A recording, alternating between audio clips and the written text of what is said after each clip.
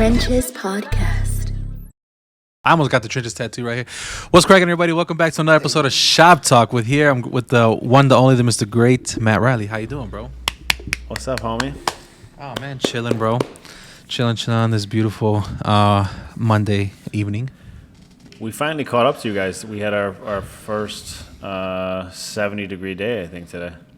Really? Yeah, it looked nice, man. That's the thing where it's like now, like, I don't want to look at anybody's story who lives over there because I know it's just beautiful. Because now it's like, it's all fun and games when you move to Vegas or Florida. In the wintertime. Places like in the wintertime, and then you're posting all the pictures. You're on a beach. I got a realtor buddy of mine who lived in Chicago or a suburb here, and he moved to Florida 2 years ago. And, man, he posts some good content in the wintertime. He's just on a beach, him and his dog. Bro, I already know. It's beautiful. Just no socks on, toes in the sand. Well, I was like, Hey, we're caught up now. Yeah, dude, it's going to be 100 this Saturday, bro. By you? Yes. I'm like, damn, it's too, what's going on? It's too hot, too fast. Yeah. I mean, we get pretty extreme here, but it's not. It's May. Yeah, that's early. It's too early, bro. Yeah, I agree. 100.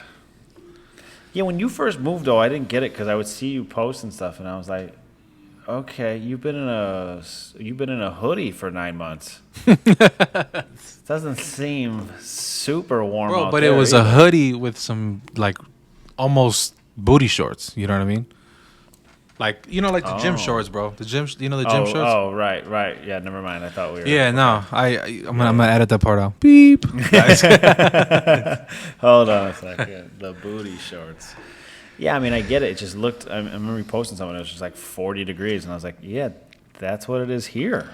I know. For a little bit, I remember you messaged me too. You're like, bro, it's off by like 2 degrees. He's like, what are you trying to do? You could have just waited 6 more months to move, and then you would have just had. You would have gotten the same. I don't understand. But now we're caught up. Yeah, so it's good. Some sunlight never hurts nobody, bro. But speaking of sunlight, no, I'm just kidding. No, I'm just playing. No, I was gonna ask you when I FaceTimed you earlier, bro. You sounded like it's so funny, bro, because you sounded all stressed out, but like there was a beautiful view behind you, and I'm like, look, how can you be in a bad mood in a penthouse, bro? I don't get it.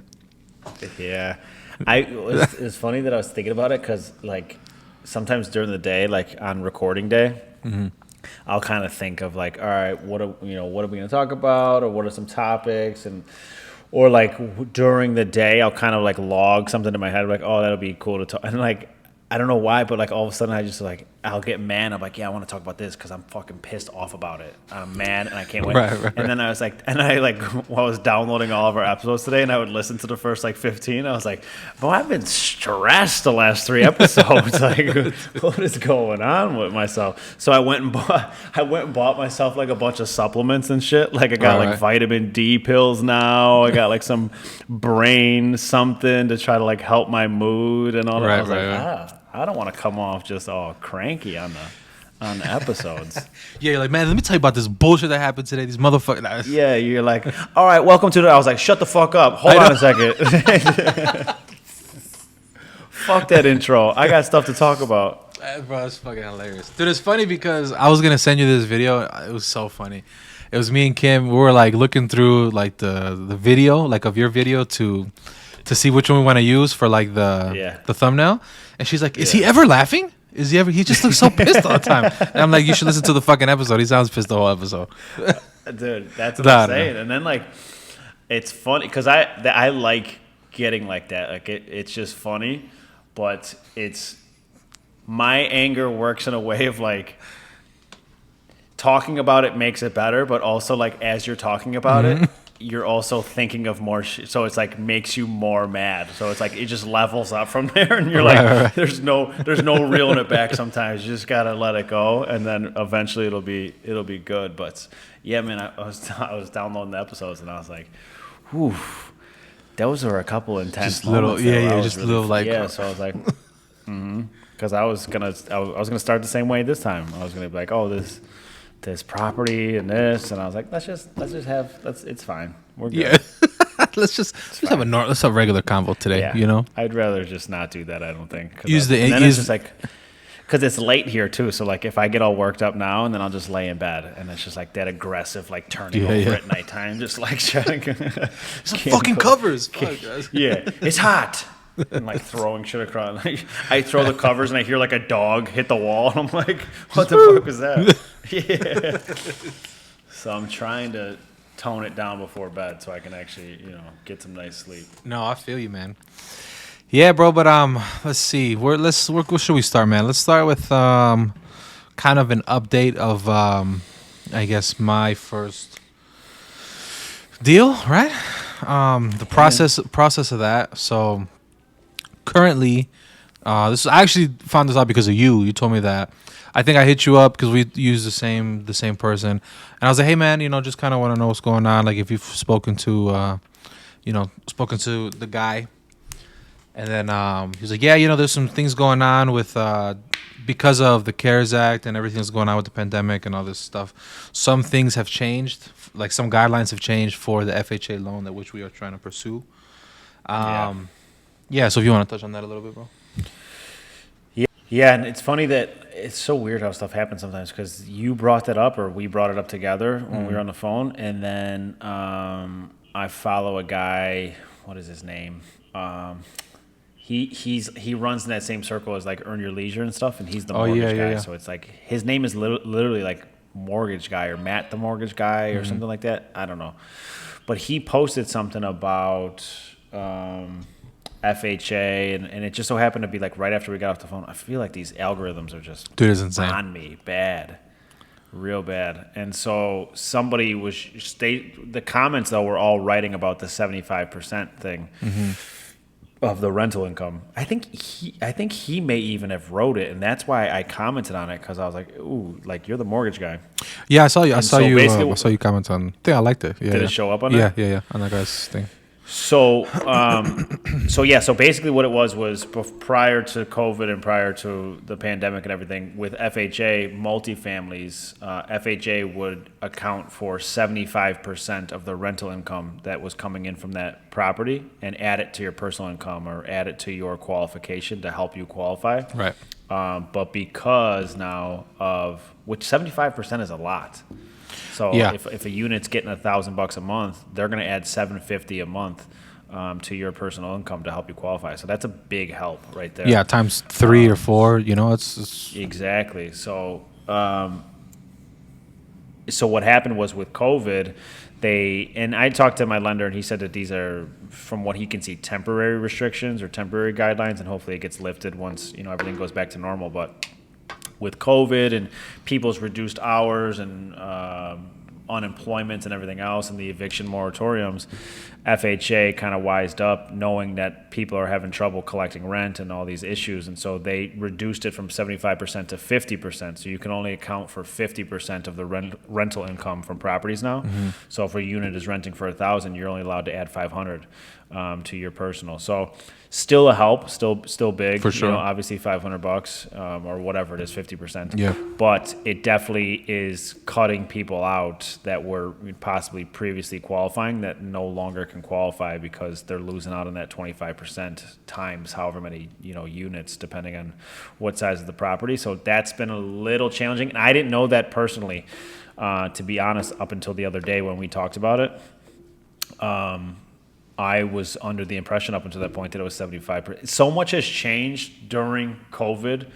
So many rules and guidelines and everything else, especially in the very beginning of COVID. There was so much bad information coming out because everybody was panicked. They didn't know what COVID was or what it was going to be and how it was going to affect everything. So the forbearance thing where you could not pay your mortgage and there was a lot of bad information. So I didn't know that. So up until that point, I was even telling people 75%. And so it was good information to have because it helps with qualification. It helps going into a qualification with somebody, having that information. And like I said, hopefully it's temporary. But we'll see. I don't know how long. I don't know how long the eviction moratoriums are lasting. I don't know. I had a closing the other day. I mean, it's just frustrating because everybody's getting vaccinated. There's hundreds of thousands of vaccinations taking place a day, and the whole point of getting the vaccination is things are supposed to go back to normal now. The CDC released something saying, I don't know specifically, but a fully vaccinated person is allowed to hang out with other fully vaccinated people. No mask, no social distancing, nothing. Fully vaccinated people are allowed to hang out with low risk individuals, no mask, with proper precautions. And that, like, going down the list, I had a closing the other day on Friday, and so I went to the title company, and they were like, "Oh, you're the buyer's agent?" They're like, "You can't come in. Sorry, you can wait in the lobby, but you're not allowed in the room because of COVID. So it's only the attorney and the buyers are allowed in there, and that's it." And then I sit down, and I walked there too. I walked 2 miles to the closing because I was able to be on the phone, and it's like instead of taking an Uber, I walked so I could actually like make phone calls and stuff. So I finally get there, and they tell me I can't go. So I was like, "Fuck!" I walked all the way here. So I sat in the lobby. As I'm sitting there, this asshole just keeps walking back and forth, no mask on, no nothing. Not that he's an asshole, but like, right. I'm like, I can't go in there because of COVID and because of this. But I go, you have people walking around, like, what? Nothing makes sense to me. I know. I don't understand anything. I don't understand the rules. Why are we getting vaccinated? Why are we doing all these things if we're not able to do the things? If there's no silver lining at the end of this, or whatever you want to call it, what's the point? Yeah, I agree with you, bro. Because it's so funny because I got it, and it was pretty, like, I got COVID, and then that shit sucked, and then I got vaccinated, and then I texted you. I was like, bro, this don't get this shit, bro.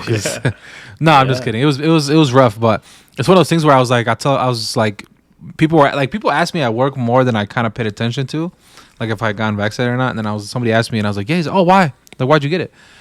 And I was like, I mean, I don't, because you're supposed to. But I didn't have like an answer. And then he was just like, but like you can't really do anything without the mask yet.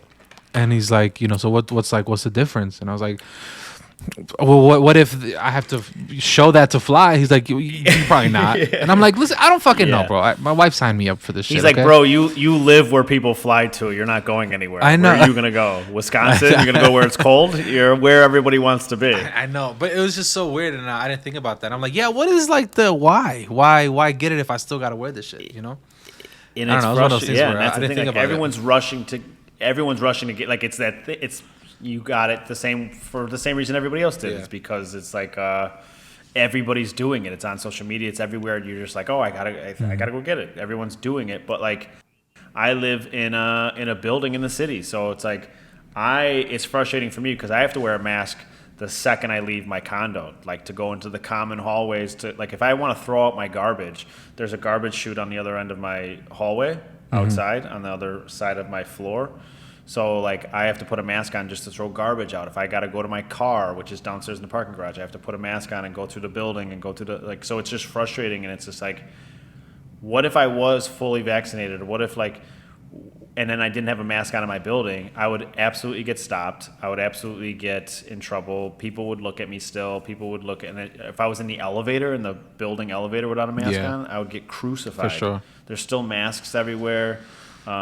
I know 2 people that were probably a month or 2 ago.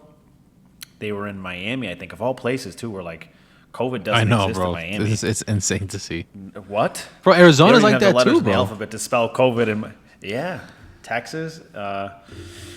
But they were staying in a hotel or whatever it was, and or no, I think it was they just moved to Miami.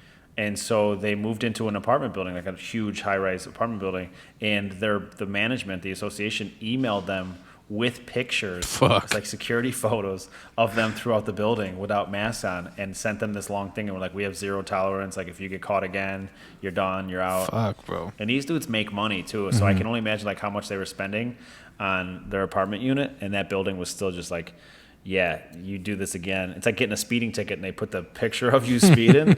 They're like, here, you are not wearing a mask here. You are not wearing a mask here. And I was like, wow. But again, it's just like, how do you know that they're not? I don't. So it's just like, You're vaxxed, so it's like, but you still, if you go in the store, you still gotta. So I don't get it.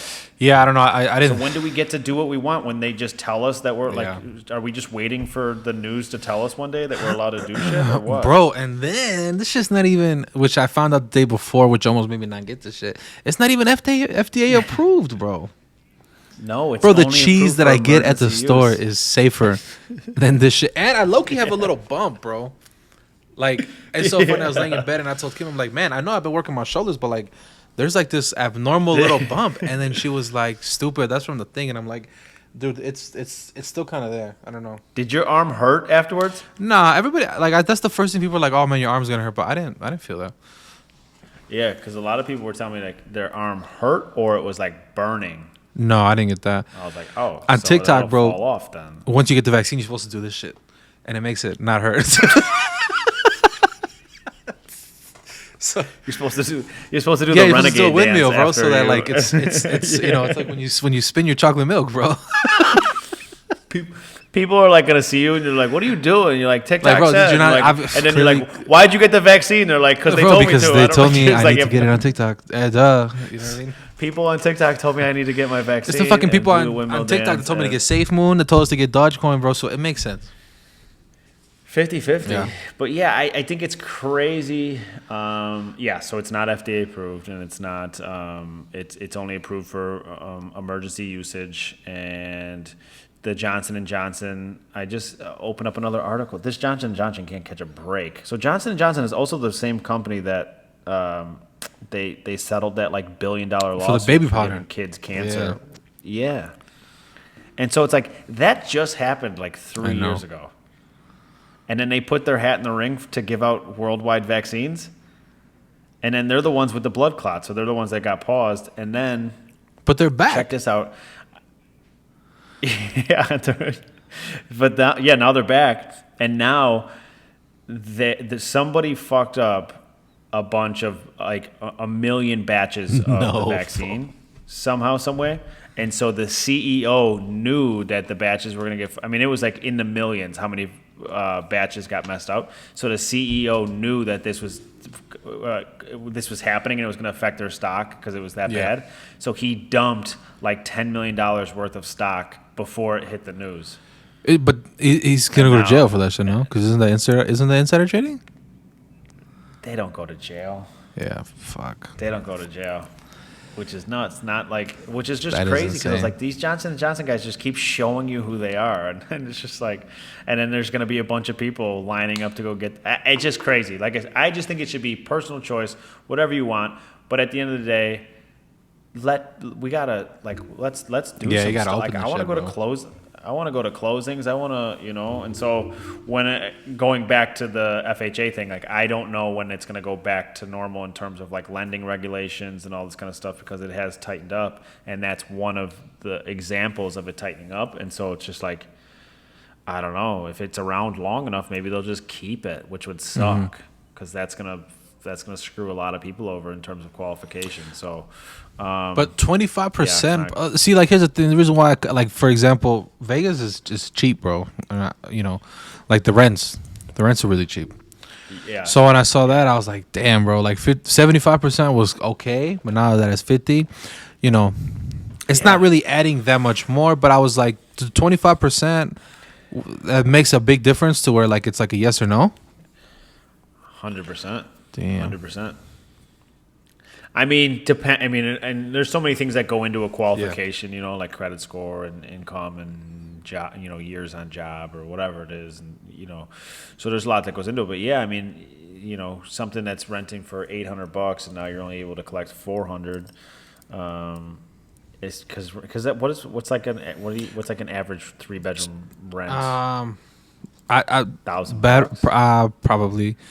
Yeah, like out here, this house is 3 2-bath, and probably like the mortgage would say is like 11, but rent's probably like $1,500. Damn. Yeah. That's wild. Yeah, the mortgage here is $1,550. But it was like it's because of the taxes. $289. I remember you sent me those properties, and those property taxes are. I told you about the tax bill on that 36 unit, right? No, what happened with that?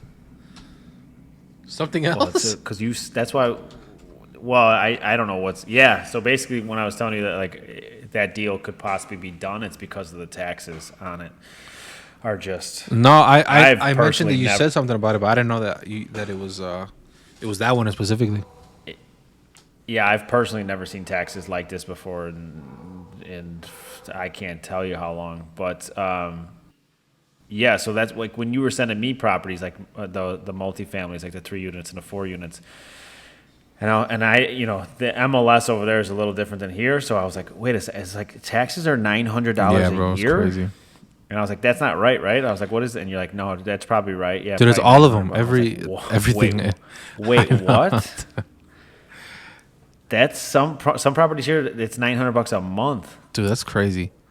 Like $10,000 and more. Like so, yeah. So this 36 units. It's 3 12-unit buildings, and so it's in an area that already has just astronomical property taxes. It's bananas. So it's a 32% tax rate, which is Jesus insane. Christ, bro. It's insane. Like in comparison to like Chicago's tax rate is 8%, 9%, something like that. The property tax rate. Where I have my single families, one of the areas is very high, and that's like 24%. And so this is 32. And so out of the 3 buildings, like the average property taxes currently are like $25,000 a year per building for property taxes, which is very high. And so $70,000 a year, bro. Yeah. So that's what it's showing as of last year. So last year was because we pay our property taxes in arrears. So when you pay this year's property taxes, you're paying for last year.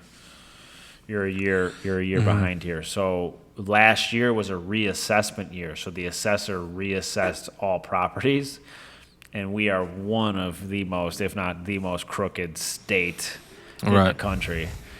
And so I talked to my property tax guy, and I talked to a couple other guys, and they did their estimation of what they think that it's going up to. And they estimate a combined bill for all 3 to be around $150,000. Get the fuck out of here, bro. 150? Yeah. So a 6-figure tax bill coming to you live. Is that even worth? Is it still worth it though? If Oh my God, it is. That fucking sucks, bro. Oh man, it was such a kick in the dick because everything. It was such a hassle of a deal to begin with. Like we were doing due diligence and everything on that thing for over 2 months. I mean, it was just the amount of effort and time that went into it. The guys I was partnering with, they flew in like 4 separate times just for the day. Like literally flew in the morning, came out to the property, we talked for a couple hours, and then they flew home that day. They did that like 4 separate times. A lot of negotiating, a lot of stuff that went on, and we were legit gonna be closing in 2 weeks from now. And then all of a sudden this happened, and it's not. To me, it's not. I know the tax game here, and I know that like even if we were to be able to get them reduced, because if you win your appeal, your property tax appeal here in Cook County at least, you'll lock it in for 3 years because every 3rd year is when it gets reassessed. So, like, even if we were to get it, it's at 70 now. It's going to go up no matter what. It got reassessed. Even if we win and it comes down to, say, $100,000, and we lock that in for 3 years, $100,000 is a lot, and it's still a win, but it's not as great of a win. Obviously, we're losing $30,000 off the top. But then when that 3rd year comes, I'll have a panic attack when that thing's getting reassessed again. It's kind of just like kicking the can down the road. Fuck, bro. Is commercial like that, bro? I will put a fake mustache. On and move down to Mexico and just run away because if you think that I would ever, oh my no God, way. Bro. I don't even. It's scary because like right now it's 50% empty. So when you're fighting the property taxes, you're claiming like you're not making any. So they'll devalue it off of, you know, it makes no money right now. What you're currently, it's assessed at like 1.7 million.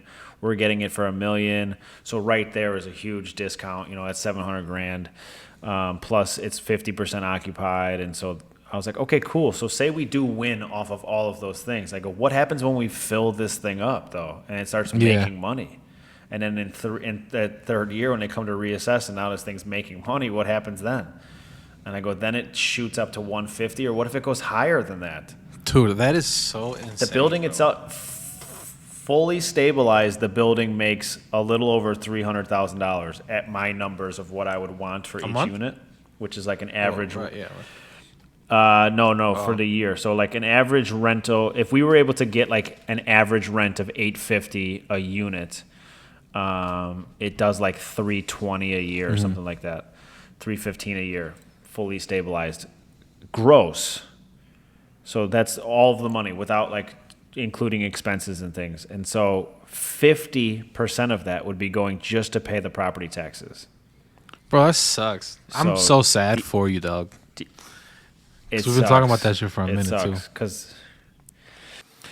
It sucks because I feel for these guys, because these guys, we've gotten on a lot of phone calls after that, after we found out about the taxes, because they're trying to save the deal, because, you know, it is a lot of time and effort. But I asked the guy, I was like, if you didn't have money invested in this deal, would you still, would you have walked away by now? And he's like, probably. And I was like, I know, but like we gotta, and so now it went from like kind of a long-term hold. Like the numbers were so good where we were like, all right, we're gonna do a cash out refinance within the first 12 months to where we can pull all of our money back out. And so we're in it for no money, and it's cash flowing still. And now it changes it where it's like we don't even know if we can do a cash out refinance because we don't know what it's gonna appraise for and all this other shit. And then it comes into a point where it's like, now we might have to sell this thing by year 3 before it gets reappraised again, before it gets reassessed. And I was like, that's a lot of fucking stress, dude. I don't know if I want to put myself in that position to be. I go, the same things that we're like, and that's always the thing that I always try to explain to buyers. That like, that's why I always say, like, don't let emotion get involved in any investment deal. Like, even on a regular purchase, like if you were going to buy a home, I say don't let emotion get involved, but I do see how it happens. You know, you walk in with your wife and your kids, and your kids are like, "Oh my God, I love it," and your wife's like, "Oh, I could see us here cook. Imagine us cooking food over here, and imagine us looking out this window in the morning." Or like getting some head on the couch right there, and that. Nah, just kidding. yeah. You're like, "Oh, look at my legs are over my head over there," and. So I see how like emotion can get involved in that aspect, like on a single family purchase. Like you shouldn't, because everybody's overpaying right now to begin with. But I can see it on the investment side though. Like numbers are numbers. Like emotion can't be involved, and so that's where I am with this. It's like it sucks. We did spend a lot of time. We did spend a lot of effort. We fucking been doing this for over 2 months now. But it's like I have no emotion towards this deal. I'm trying not to, at least. And so it's like I in my heart of hearts think that this is not a good deal anymore. And if I were to move forward with it, I know like on day one, as soon as we signed that contract and it became ours, I would be fucking yeah.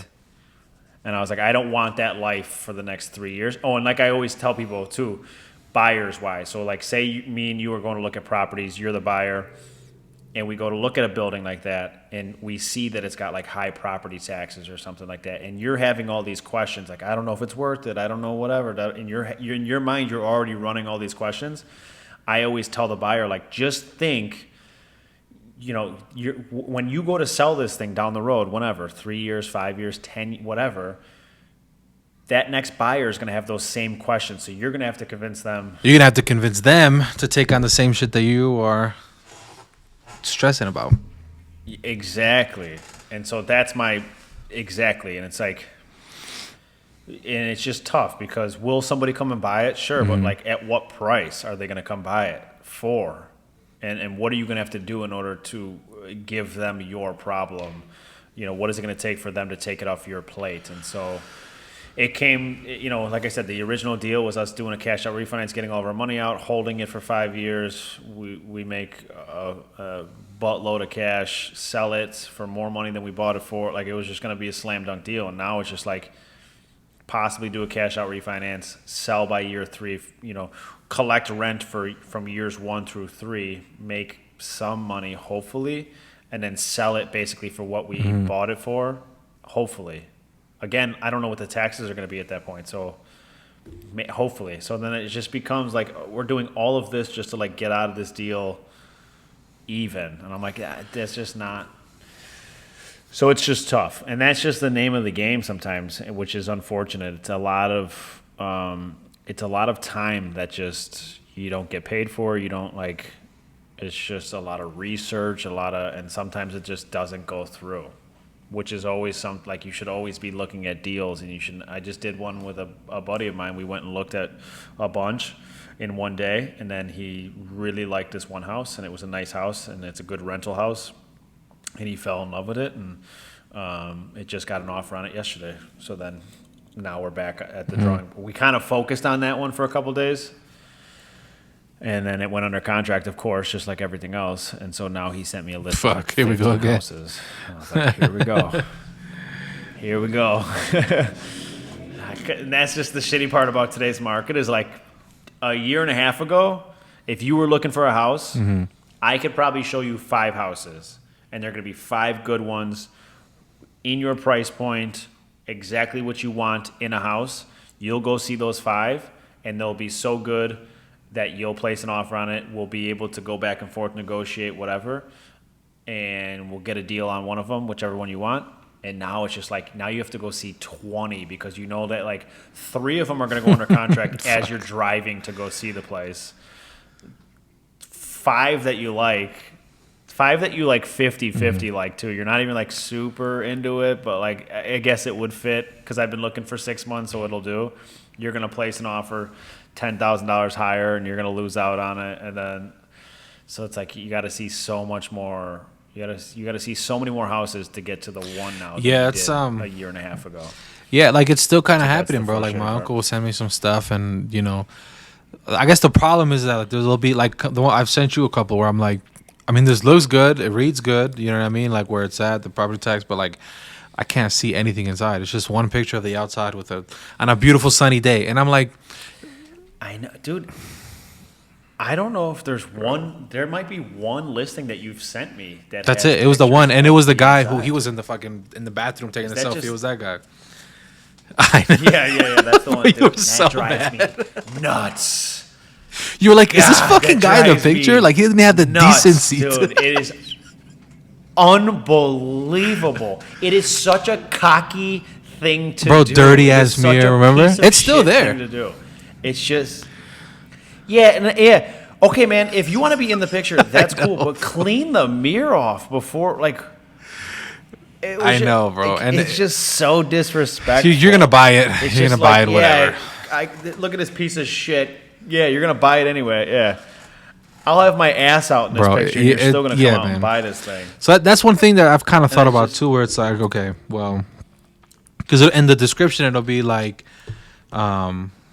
the ones that haven't sold in 6 hours after being sent to me, it'll be like it'll be one or 2 pictures of the outside or whatever, and it'll be like, okay, fully occupied, newer ish, it got remodeled 6 years ago, and it's like, bro, I could like, which is fine because if I get in there and it cash flows right away, at least this is the way I think about it. I think I shared this with you too, where I'm like, okay, cool, you know what? If it cash flows, just say they're in there for 6 months, a year, I collect rent, and then that I could use that collected rent over the time to renovate that. So I don't really technically come out of pocket, right? And I'm like, okay, I'm cool with that. I'm cool with that. That's the mindset right there. But I also don't know if there's even walls. I'm like, what if there's a fucking sinkhole and I have no idea? You know what I mean? Or like, I don't know, man. It's one of those things. What if there's squatters in there? I don't know. That's the.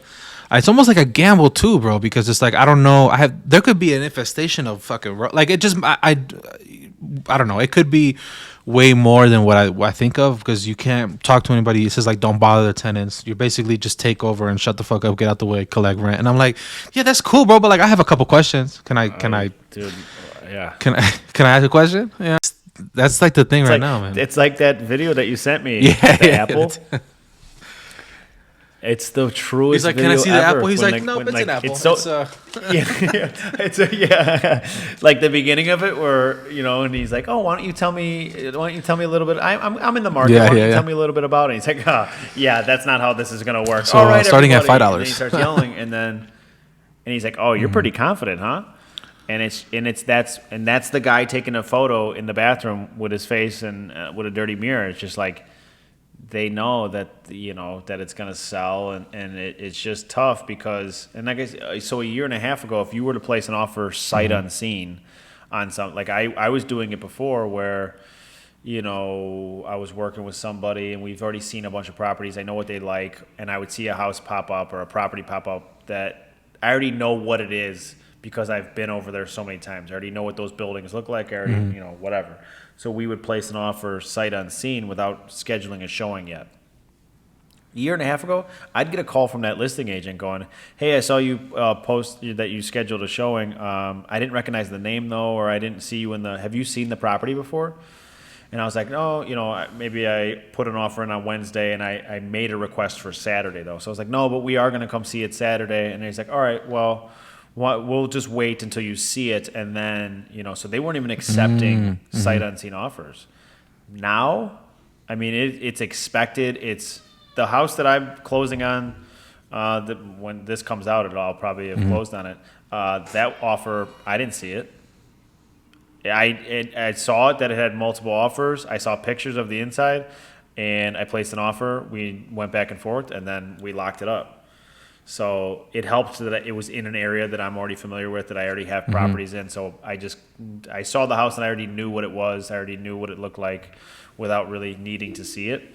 But yeah, man, a year and a half ago, there was no way they would accept it in an offer sight unseen. And now it's sometimes mandatory, man. As soon as the house hits, you're just like, all right, send the contract over. It's wild. What's good is that you can kind of see, like, but I don't know, like, I almost feel like they'll be like, I feel bad for buyers. Bro, the agent comments will be like, "Yeah, they're all paying rent, whatever." And it's just like, I don't fucking believe you, bro. Like, but I don't know. It just might be my skepticism, but it's just like, I don't know. But yeah, it's weird, bro. It's weird, and I didn't mean to cut you off. I'm noticing some of this. There's like 14 in the price range that we're looking for, and a few of them they're gonna stay there forever. There's just no one's gonna take that shit off your hands. You know what I mean?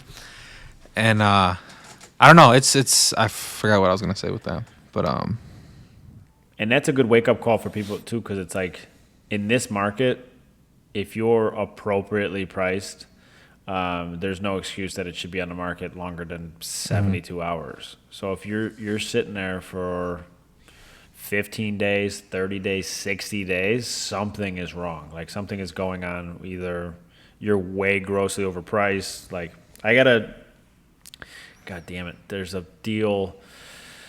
One of my lenders, he's also a personal friend of my attorney that I was referred to. Him and his family usually buy properties more on the north side of the city. They buy condos and rent them out and stuff like that. And so we ended up connecting, and I told him that I do primarily, Section 8, and I kind of told him where I invest at and stuff. And so we went out looking at properties. He's like, "Wow, you've opened my eyes up to like what we could do and what." So he's like, let's do something. So I was like, okay. So I found a 16 unit, I think it was, out on the south side, and we went and saw it. And this agent that showed it to us was just, oh boy. And it was kind of a perfect situation though, where the current owner owned it for a long time. He was in his 70s. He's starting to not, be in great shape. You can see the building. It's being neglected. He's not there all the time. But we were supposed to see one of the units, and as soon as we went and knocked on the door, the person answered the door, and he was like, "Who are you?" And he's like, he's like, "Nobody told me. No one's coming in here. No one told me." But I slammed the door, and I was like, "All right, this is gonna go well today. This is good start." And so the agent just kind of looked at me. He's like, and I was like, okay. So we went and looked at like all the mechanicals of the building and stuff. And like I said, you could see neglect, but same deal. This guy's kind of telling me, I'm like, okay, what about like rental numbers? Like, what are we looking at here? And he's like, oh, it's all online. You can just find it online. So I was like, good answer, thank you. And so I grabbed it and I was like, are these numbers correct, sir? Or I found them, and he was just like, yeah, I mean, if that's what it says, that's what it. I was like, you have no idea. You have no idea. And he was kind of telling me that these numbers are like what the projected numbers are, and then he doesn't know what the hell he's talking about. He started talking Section 8, and he's like, yeah, Section 8 will pay for a 2-bedroom, they'll pay $1,200, and he's like, for a 1-bedroom, they'll pay $1,000. And he said this in front of my buyers, and I was like, that's not right. And he's like, what do you mean? And I was like, it's not right. And he's like, well, how much then? And I told him, and then he didn't believe me, and I pulled up the thing, and I was like, here you go. And he's like, oh. So I was like, so these numbers, what numbers are these based off of? Your bullshit numbers that you think that they're supposed to be rented for? And I've been hounding this guy for the last 3.5 weeks to get me rental information to show that these tenants have been paying. Leases, all these other, and he gave me leases. And that's it. He cannot provide me anything that shows that these tenants are paying on time. He can't show me any rental deposits because he said that the guy gets cash or money orders as rent payments. And he's old school and doesn't log it. So to like verify it, like how much this building is making. And we placed an offer on it too. It was listed for like $650. Yeah, it was listed for $650, and it like I said, it has some neglect. And we placed an offer like $575, something like that. I forget what it was. And this guy replies back a week later, and he's like, "Yeah, the seller's not gonna accept anything less than full asking price." And I was like, "All right, you want full asking price? I'm asking for give me these things." Yeah, and then like she just couldn't understand it, and then like he went on vacation like 17 times while we were like talking about it, and so I gave up. I was like, I don't know what else to do here. I was like, I just presented an offer for $575,000, and you're just, so it's just unbelievable sometimes. It's very frustrating on multifamilies are good, obviously, but it can be frustrating, especially in that sense of like trying to figure out how much a property actually makes. Like, are the numbers real? Are the numbers that are listed by the agent or whoever, are they telling the truth? This fucking guy. Where did you get these numbers from? Do you hear that shit? Yeah, it's yeah, I don't know, man. I feel like it's a lot of guessing right now, but I think it's just because of kind of what's going on. But you know, basically, what I'm looking for is also to help the situation too. Is, you know, fully rented, because then hold on. Does it have to be rented to use half of what it's renting for to add to your income? It would help, right? So it used to be, so what it used to be was years ago, you used to be able to do, like if a building was empty, you could provide what's called a mock lease to the lender, and you'd basically tell them something like that would rent for. So if it's a 3-bedroom and 3 bedrooms rent for $1,200 a month, you would provide them rental information. So if the building's empty and there's all 3 bedrooms, hey, each one of these would rent for, let's just say $1,000 for round numbers. And so they would say, okay, and then they would give you $750 off of that. They would do the 75% off of your mock lease numbers. Now with the new guidelines and everything, the property has to be rented, as far as I know. There has to actually physically be an actual tenant in place. They won't do. They're just like, they're not taking any chances. Which I get. Which is, I get it too. It just sucks because, like I said, it's like you just have to be more. I don't even know. You have to be more creative now. We gotta obviously. I'm just kidding. Yeah, you gotta for real. You got to do a lot of stuff. Like I said before, it was not that it was easy before, because it was still, buying a property was a pain in the ass, and you still had to jump to a lot of hoops. And, it's not 2007, 2006 where they were giving anybody shit. So, I mean, you still had to qualify properly and all that. But there was a lot more, there was a lot more steps involved easier steps, and now it's just like they're kind of taking the steps away from you, and it's making it a little more difficult, which I guess is okay in a grand scheme of things, because that means whoever's getting qualified is a true blue qualified person. It's not the day and ages where they were giving loans out to people with 525 credit scores and no income and all that kind of stuff, where you're like, dude. So I mean, it's nice, but it is frustrating, because like I said, something like in a situation where like you're not getting qualified today, but like a year ago you would have been qualified with the same exact income, same exact employment, same exact everything, and that's just because the guidelines have changed. Yeah, man. Well, because everybody is for sure panicked about. But still, keeping the hopes high, bro. I think we'll be alright. It's just all the shit that's we talked before. It's nothing to be alarmed about. It's nothing to be like scared about. It's just good information to have. And like we said, like 75, it would be very bad if it was like from 75% to 25%. Yeah. Because now you just lost 50% of what you were able to claim before. So it's like 75, going from 750 to 500, you're losing $250 times 12, which is decent. But it's just like, hopefully, that person can still qualify with the 50%. I haven't really ran into it too much yet. If I'm thinking about it, I haven't really noticed anybody that's ran into that issue. The qualification issue?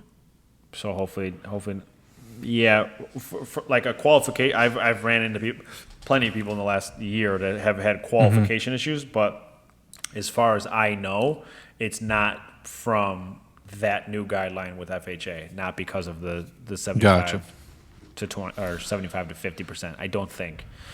I'm not too privy on the lender side, so I'm not exactly sure. But I mean, I don't know, bro. If I just have to, liquidate my safe moon, bro, just tell them I cut the check and let's get this shit over with. You know what I mean? Like, yeah, that's what I mean. Like now, imagine. I can't wait until like when they're like, yeah, do you have any reserves? And I just show them 3 billion safe moons coins, and I'm like, will this do, sir? Yeah, fucking asking. Will this do? I tell you, when I watched that, there was an episode of, you ever see the show $1 Million? I've seen snippets of it, yeah. With all those guys? So there was an episode 2 years ago, maybe not even. And I don't know how much of it's staged and how much of it's not, whatever. I think some of the stuff is staged, but I think the actual properties that they're selling are real. And so they had an open house, and this house was it's all in New York, like I said. And so where this house was like tech central in New York, and the whole house was outfitted with just like tech everything. It was a smart home. That's fucking speakers, cool. Smart thermostats, smart everything. And so they did an open house, and it was all just like Google employees and all these, whoever tech entrepreneurs, and somebody wanted to place an offer and asked the guy if they would accept Bitcoin as payment.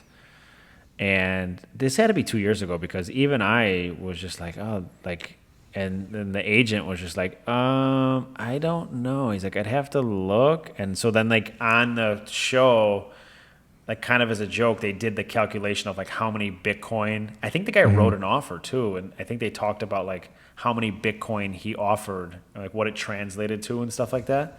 Because it was like $7 million property, $5 million property, $8 million. So like, so it was like a ton of Bitcoin. And this guy was just going to write a Bitcoin offer on this house in New York, and I don't think they took it. And sometimes I think about that, and I'm like, man, that'd be stupid right now, bro. That guy could have.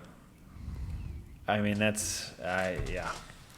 I mean, like I said, 2 years ago, I mean, a Bitcoin was like I don't even know, maybe $500. Yeah, who knows? So yeah, let's see. I can give you like 500 Bitcoin for these, or 5,000. That's what I'm saying. Like back then, too, like depending on what it cost. Like if a Bitcoin was $500 or whatever, like that offer was probably just thousands of Bitcoin. That's insane. So hopefully, I don't know. I guess for everybody's sake, I hope that guy still has those Bitcoins, I guess. I hope it was real, and I hope that guy... Yeah, I hope he doesn't watch it like, I sold it not too long after that, and now he's like, fuck! He's just going crazy.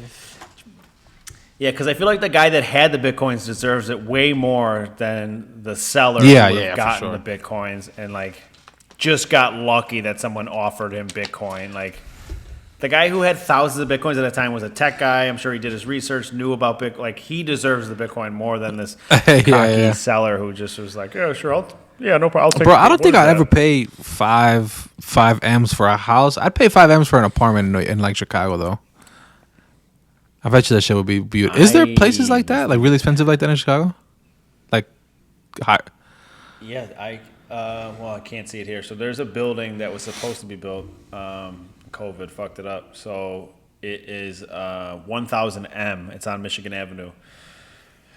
And I would say when built, if they're even going to build it now, would be like top 3 buildings in the city. I mean, in terms of like just uber luxury, like 85 Damn. floors, just insane. And so they were built. They didn't even break ground yet, and people were buying What? units for pre-construction. Yeah, they built like a showroom at the building next to the parking lot where the building was going to be built, and they built like this awesome showroom. I went in there the one time, and yeah, they had like a big screen, and you could like see the units, and they had like mock views of like what the views would look like and the finishes. You could pick different finishes, and so you could put down 5%. I think it was. I think the lowest unit in there was like $600,000 for like a Bro, that is bedroom, so crazy. 600 square feet. And then the penthouse, the top floors, the most was $10 million, That's fucking crazy. which I'm sure was just amazing. But then, so they didn't even break ground yet. People were putting down their 5% deposits, and then the other 5 was going to be due upon signing or whatever it was. And then they started to break ground. And then COVID happened, and they couldn't get like, that was when like you had a 2-week quarantine. That's when like you couldn't be around any, like there was so much. So it was like having a construction site with like hundreds of people like was just impossible. And then like the funding got pulled for it, and now it's just an empty like parking lot where like it's all, they already dug it out, and there's a bunch of like steel posts in there. And it's all the vehicles and everything are out of there, all the tools are out of there, and it's just a That's parking lot insane. now. I don't think it's ever Where there think it's was ever a gonna $10 come million back. penthouse gonna be built. Jesus Christ, Where bro. dude, unbelievable. And like, yeah, and so they did the right thing by like, as soon as that happened, when they didn't know if it was gonna, they allowed people to get their deposits back, and then you were able to like get back in, and obviously if it were to come back. But yeah, it's been sitting there for a year now, and I mean, unless somebody comes and buys that lot or buys it over or something like that. But yeah, Bro, why don't we sucks. fucking buy it? Let's Really build some shit. sucks. Dude, let's go halvesy on a 500 square foot unit. I meant like let's buy like let's build it.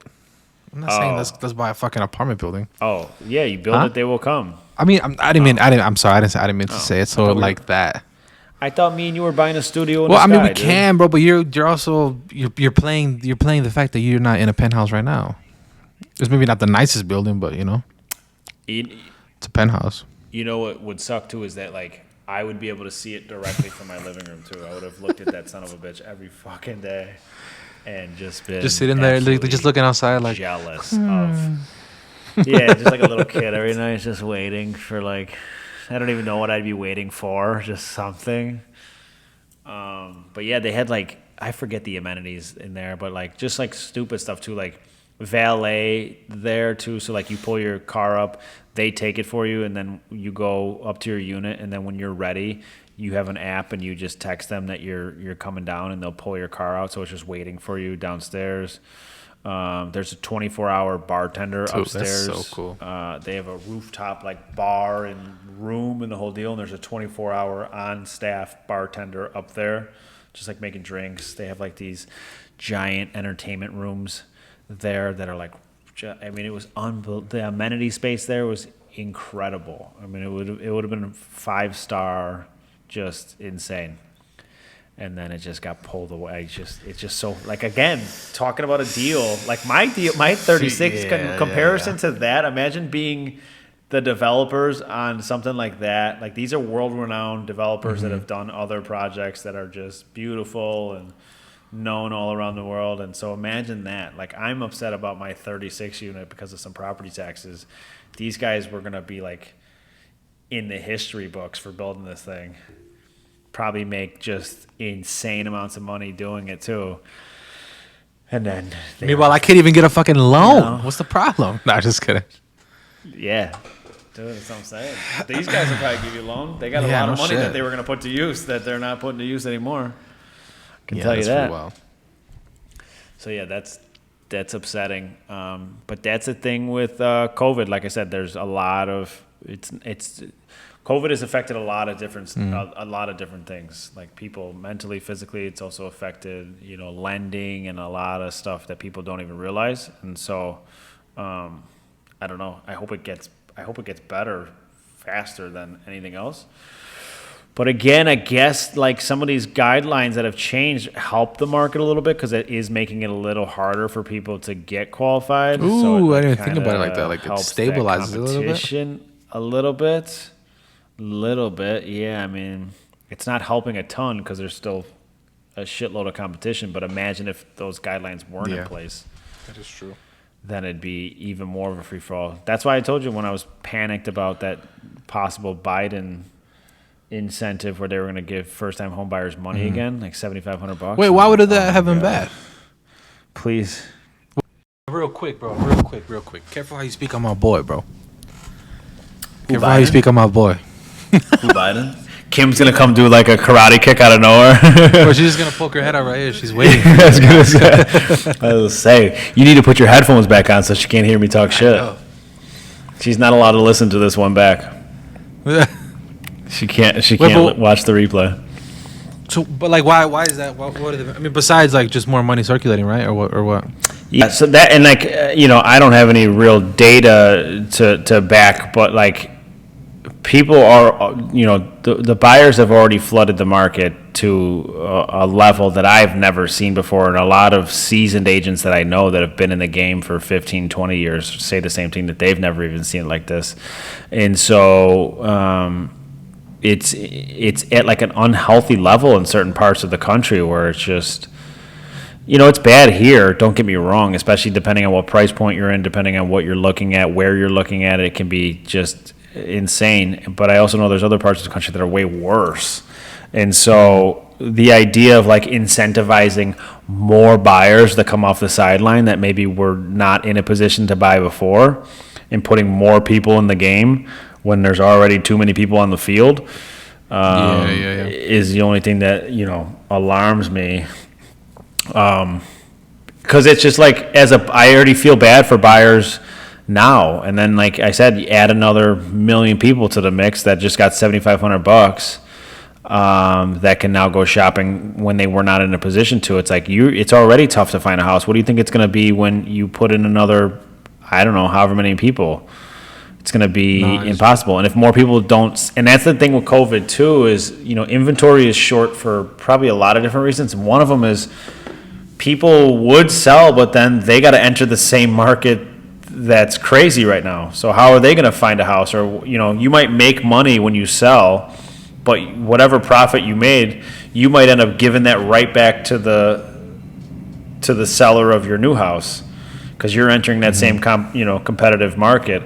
And so that part's tough, and I think that's a reason for low inventory is people aren't selling because of that. And then also Corona, like people are still weird about Corona, like people coming into their house, people being around, whatever. They're still social distancing, and so like the idea of selling right now during coronavirus, they're like, I'd rather wait until this is all over with and then sell. So I think that's some of the shortage as well. So like I said, the idea of more buyers, and as a real estate agent in any other market, I'd be like, yeah, more buyers is cool. Like, let me get some buyers, let's go. But it's just like buyers can start piling up because you just can't find them anything. Mm-hmm. So that's tough. That makes a lot of sense, bro.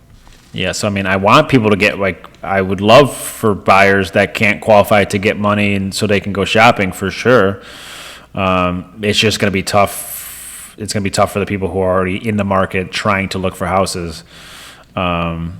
You know, I don't know. It's just, I think about it like if I was like in a game or something like that, and then I'm exhausted because I've just been playing this game forever, and then all of a sudden, like you like a new wave of bad guys come in. You're like, fuck, dude, I've been fighting for 3 hours straight, like, and there's more guys coming, and that's when you're just like, I'm never gonna win this game. There's no way.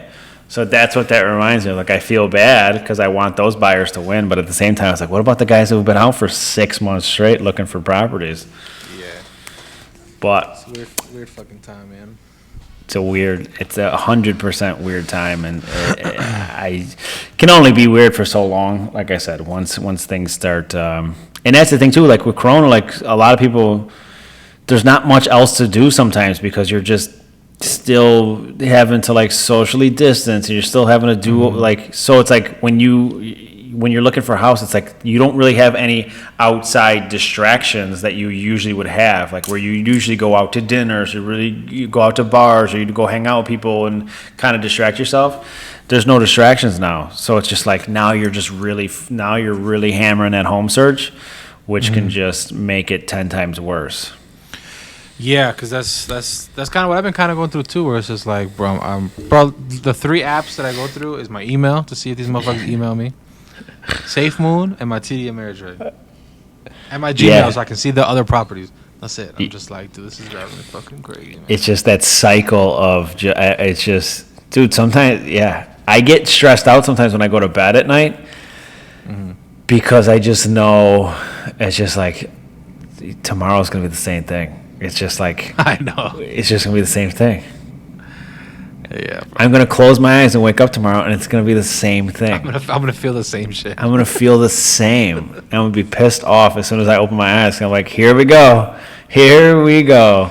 Day 450. Yeah, it's like Groundhog's Day, and then like you said, checking the same shit. And that's frustrating as a buyer and a buyer's agent. Is just like, you know, you're like, okay, here it's Tuesday. Let's do this. Let's go see another 15 houses, and let's go write another 5 offers, and let's go fucking get our dicks kicked in for another 6 hours. I mean, that's why. I had to text my uncle. I'm like, hey, uncle, it's not me. It's not me. That's not fucking texting. You know that, like, what's it called?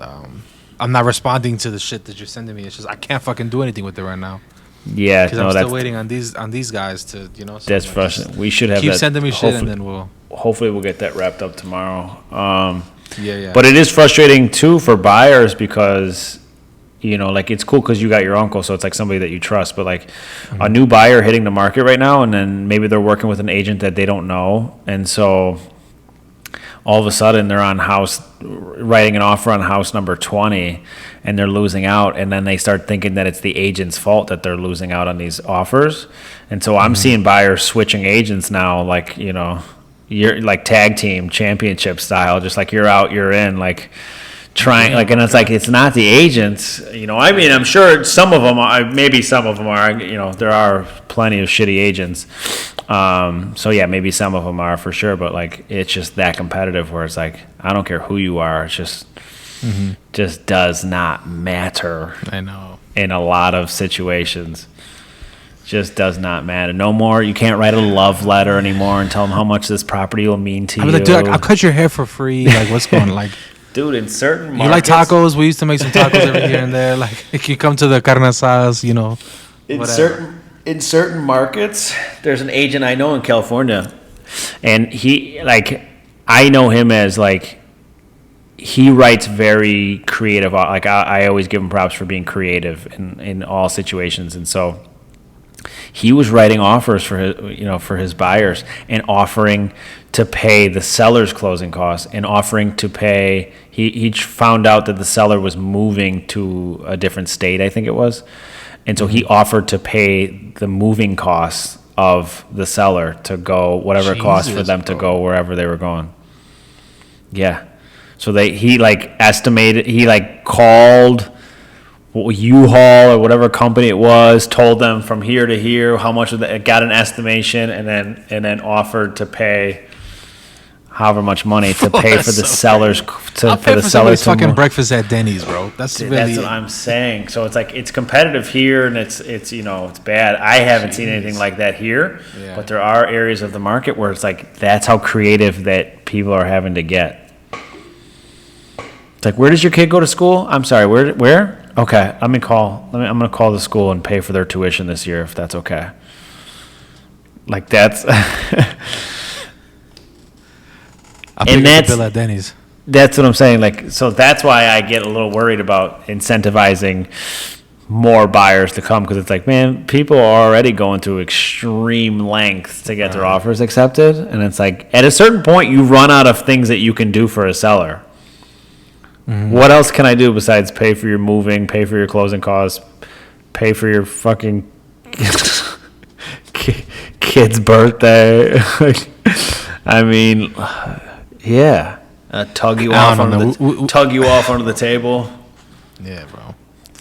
I don't know, not me. I got a guy that I'm sure I can pay for his his lunch at Denny's, and he's got it. No, man, but it just sounds like staying patient, bro. Staying patient, 100%. Dealing with this shit day to day, and yeah, bro, still scheming. Still adding wood to the fire. You know what I mean? That fire will be nice and warm by the time it'll be good. Sometimes time is sometimes the one ingredient that you need that makes it better. So hopefully that's the case. And like I said, hopefully we'll get it wrapped up tomorrow, or at least like a super good idea of what the play is. Absolutely, bro. Mr. Matt, anything else you want to tell the people, Mr. Windy City Agent? No, I think I kept it pretty light this episode. I didn't yell this time. No, it was cool. It was cool. My blood pressure didn't raise at all, so I think it's a pretty healthy episode for me. I'm happy about it. Good. I think so. Yeah, you didn't. See, I just faked that smile. But that's the thumbnail, bro. I think I was going to say, there's two strings right now just pulling my cheeks because I don't even want to smile. Hey, we appreciate you guys. If it's not, I'll cut this out. Is the YouTube video up already?